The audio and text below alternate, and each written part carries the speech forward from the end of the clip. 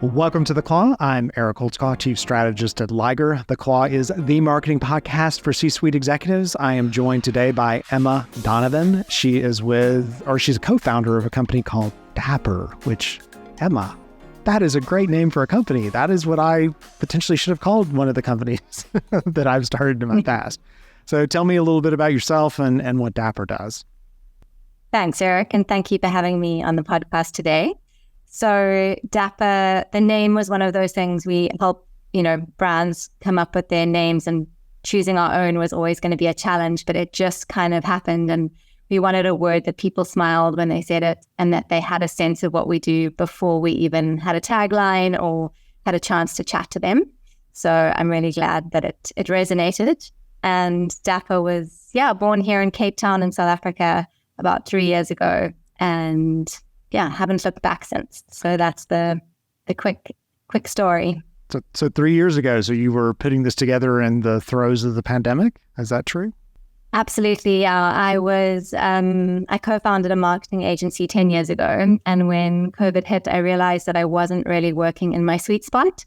And I enjoyed running a business and being an entrepreneur, but that my passion was really around authentic brand development and helping people kind of have more confidence and more authenticity in how they put themselves forward. So what we've realized is most of our clients are brilliant entrepreneurs who have some level of imposter syndrome, which really surprised me at the beginning. So it's like, you're incredible at what you do, and you've, written an amazing book, or you're leading this incredible company. But I think helping clients work through that and turn it into an opportunity for growth and to share their expertise is probably what we enjoy most. So it's working with a client who understands the value of investing in their brand and leveraging it, not really sure how to do it, and have got those kind of stumbling blocks that they're really wanting to get past. Okay. All right. Nice. I like that. They're specifically entrepreneurs. They experience imposter syndrome a lot because you become an entrepreneur and all of a sudden you're supposed to be an expert in all these categories and these things. And if you don't know a thing, you can't tell anyone because I'm an entrepreneur. I've told everybody I've started this business. So they experience many areas and categories of imposter syndrome. So you said that you had a marketing agency previously. So how did you end up in this world? Did you grow up wanting to be in this space, or did you stumble into it? I definitely stumbled into it. So I actually enrolled in law at university, but decided when I was there to rather focus on a Bachelor of Arts and maybe do the law later. Never went back to it. And after a year backpacking around the world, I kind of stumbled into a copywriting role and then did some kind of strategic marketing and worked part-time for an agency. So just really sort of quite a winding journey in my early 20s. And starting a marketing agency, again, it was quite an organic process. I think I've been a lot more intentional in the last sort of decade or so than I was when I was younger. So I think it was just kind of right place, right time. Whereas with Dapper, it was really around, where do I add value? What are my strengths? What business do I want to build? And also, how can I build something that's scalable? So those were some of the factors that led to that shift. Yeah, I think that's just an interesting maturation of everyone in their career. You're not quite sure, you try a few things, and you're like, this is the piece I really like. For me, the problem is the piece I really like changes at times. So I get, I've done this, and now I'm like, well, now I like this part. I want to go work on that again. So shiny object syndrome. Shiny object syndrome, and I'm just naturally curious. I like the new, you could be working on this, or this would look like that.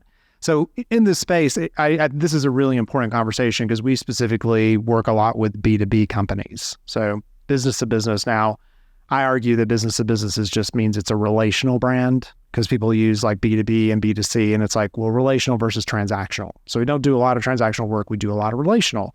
And in the relational category, individuals who have some kind of a presence, that's really important because people don't want to buy from a company. They want to buy from an individual. Like they're looking to work with you or work, that's what they're buying into. So, but we have a challenge in some of the B2B companies we work with and getting those people to step forward. Like they're like, no, it's not about me. It's about the brand. And I'm not comfortable, doing this or doing that.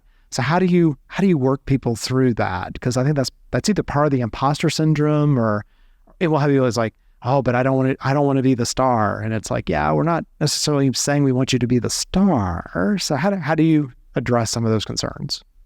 That's a great question. So we typically start working with the founder or the kind of person leading a team.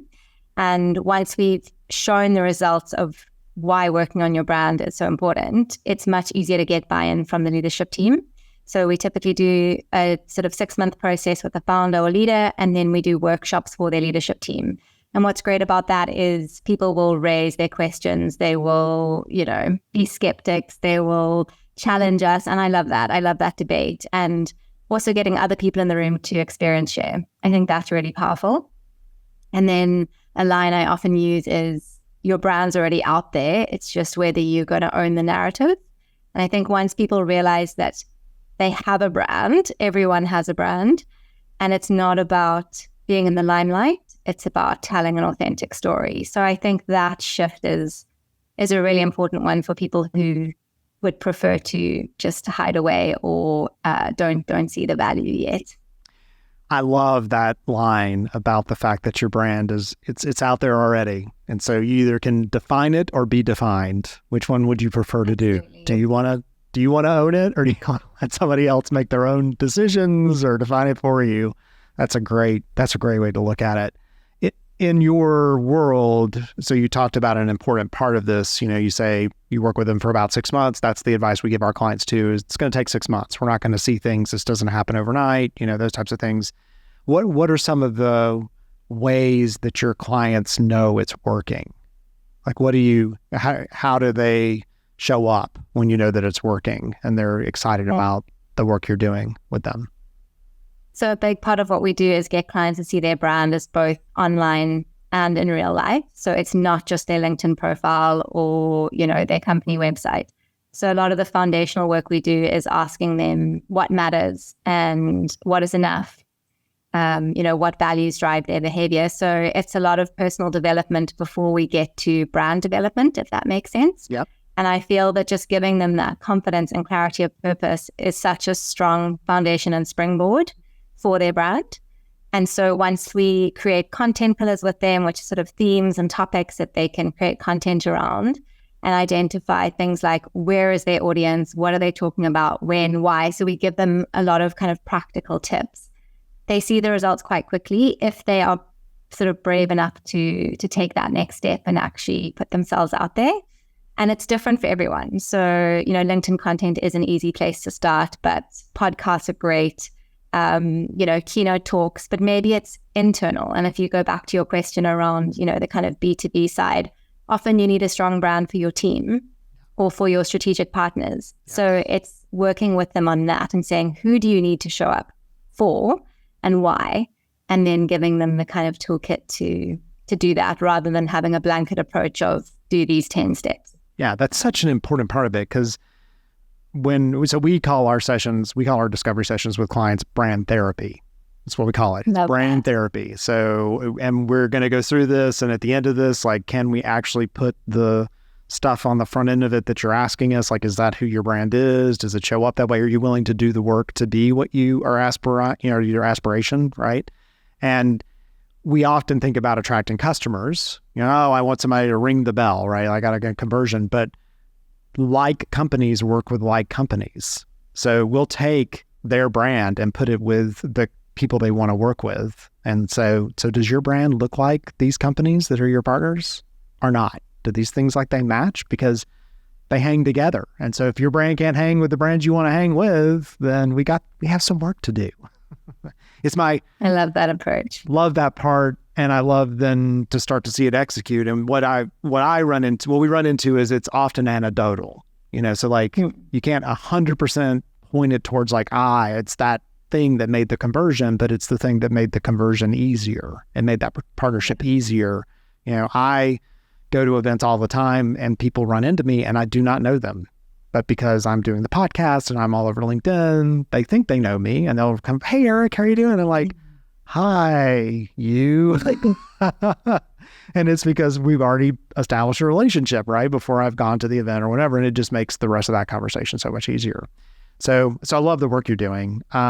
In today's world, so if we think about your past and how you got into it, Like, what are some of the challenges that you face and converting people to your way of thinking? What are some of the challenges or opportunities maybe that you see I think a challenge you identified really on is that I don't need a brand, but that's not our ideal customer. So our ideal customer is someone who already is excited about the opportunity of investing in their brand.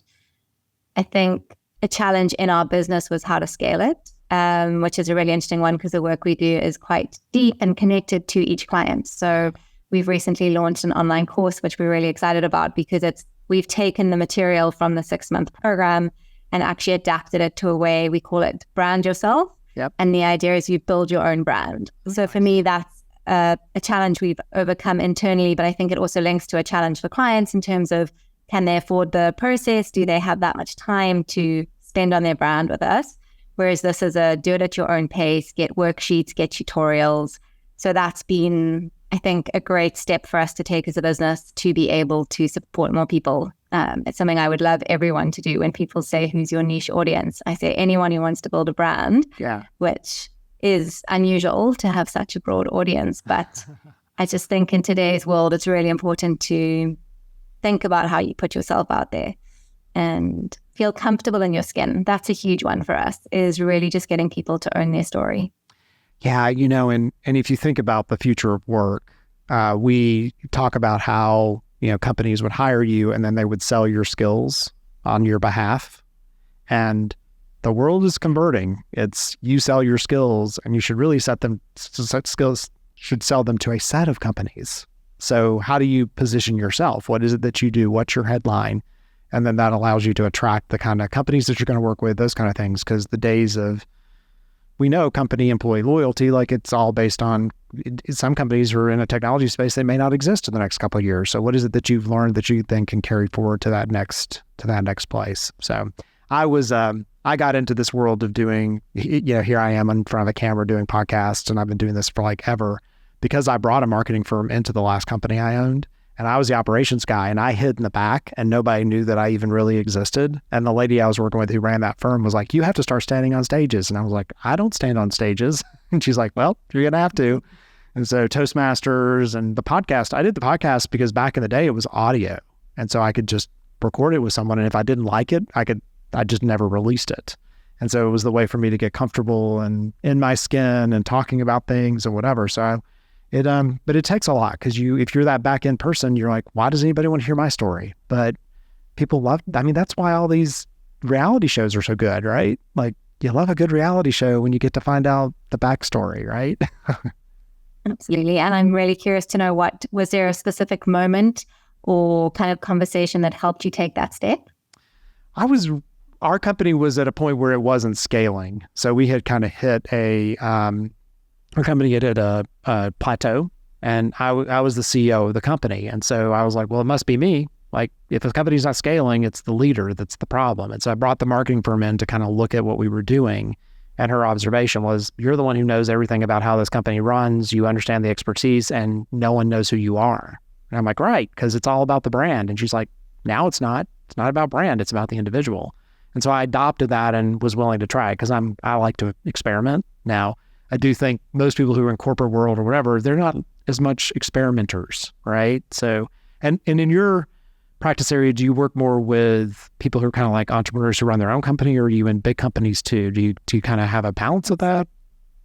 It's both. I think it's often scaling companies. So whether they are funded or self-funded, but just that kind of growth stage where, I guess, to your point, is the CEO needs to step up, or maybe there's a new leadership team that have previously been behind the scenes and now actually need to, have more responsibility, but also more time in the limelight. Okay. So that's, I would say a lot of our clients, but we've also worked with young entrepreneurs who are just getting going. And some of my favorite clients have been quite late in their careers, and they're going, I've got all this knowledge and expertise. How do I share it in a way that makes sense? And how do I maybe pivot and just, they're no longer working because they need an income, or, they've exited a business, but they still have that entrepreneurial spirit where they're going to do something else, and they have the time and energy to kind of do it in a way that's fun and putting them in a different kind of space. And we're going to take a commercial break. You're listening to The Claw. I'm Eric Holtzclaw, Chief Strategist at Liger. I'm talking today with Emma Donovan. She is the co-founder of Dapper. We'll be right back. The Claw podcast is brought to you by Liger Partners. Liger Partners is a premier marketing firm where we save the world from boring, broken marketing. We get underdogs recognition because you deserve it.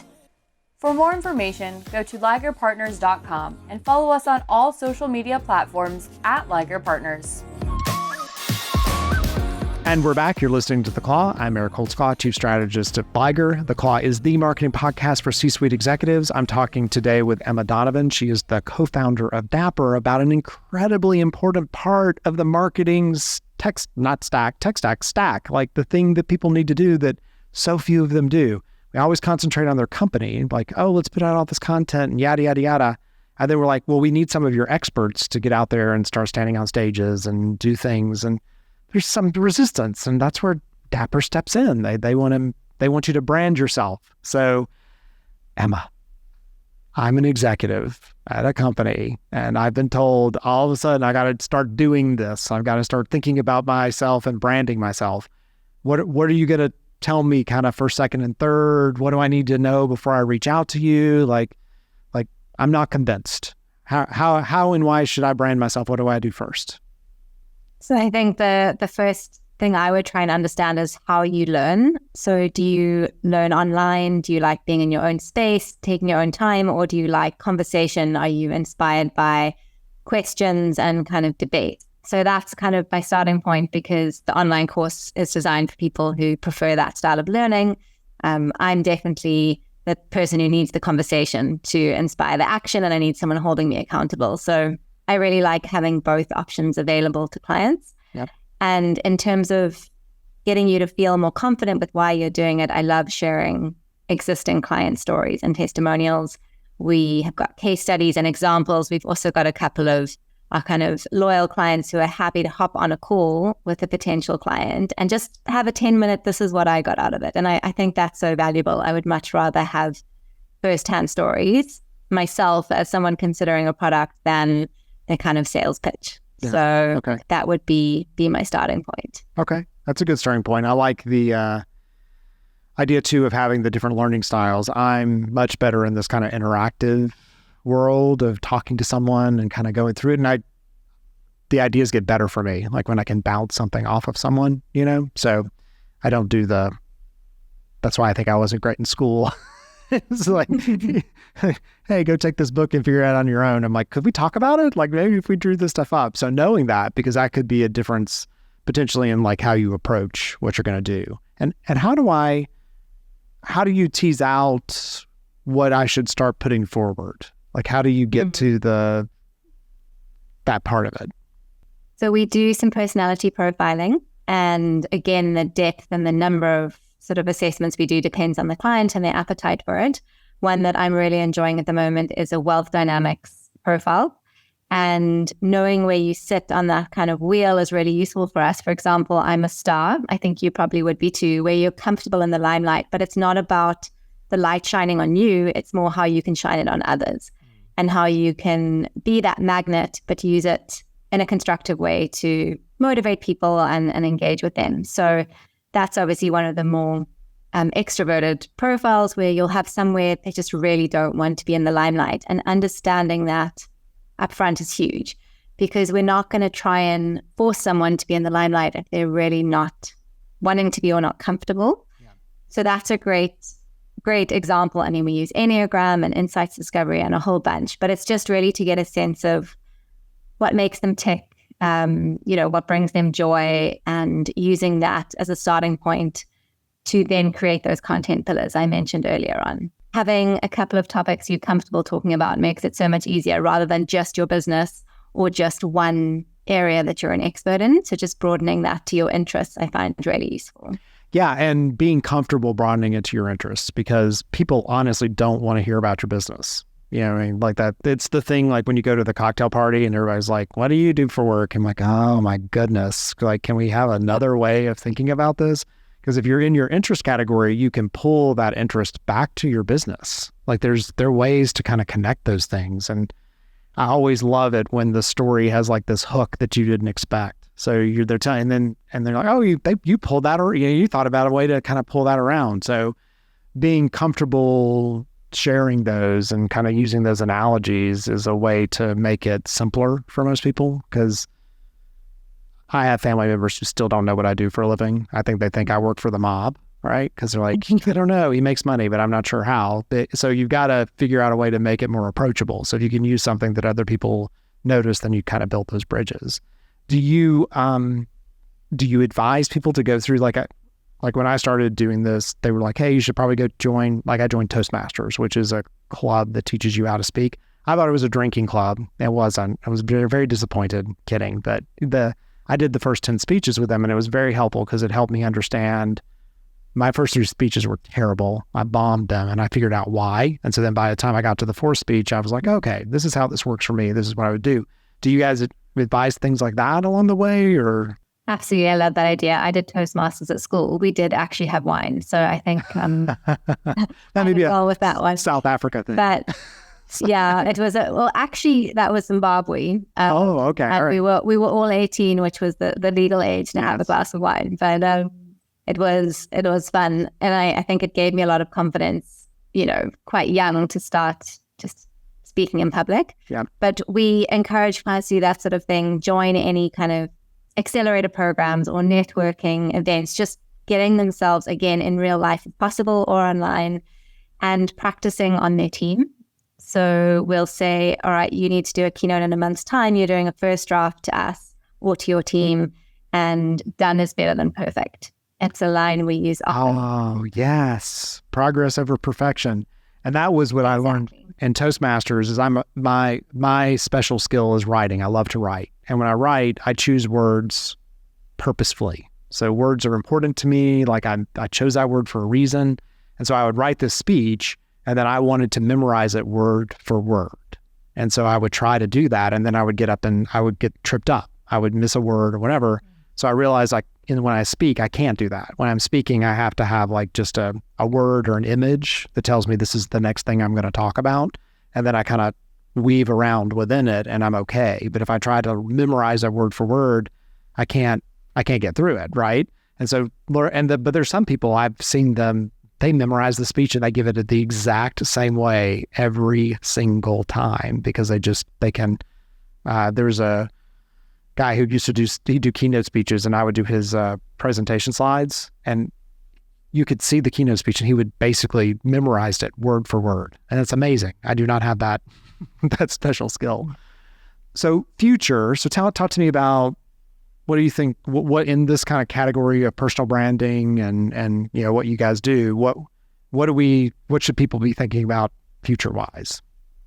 I hope, and maybe I'm being optimistic, but I hope that it just becomes a normal part of growing up and learning how to navigate the world, that you build a brand but is authentic and it is not trying to be an influencer or take over the world, but actually just having that confidence, that grounding, and evolving with your brand. And I loved how you said people don't stay in one career or one job, and that's totally fine. And it's about setting yourself up for success wherever that journey is going to take you. I do think that using LinkedIn strategically is important. So not just a profile that's up to date, but how you network and join conversations.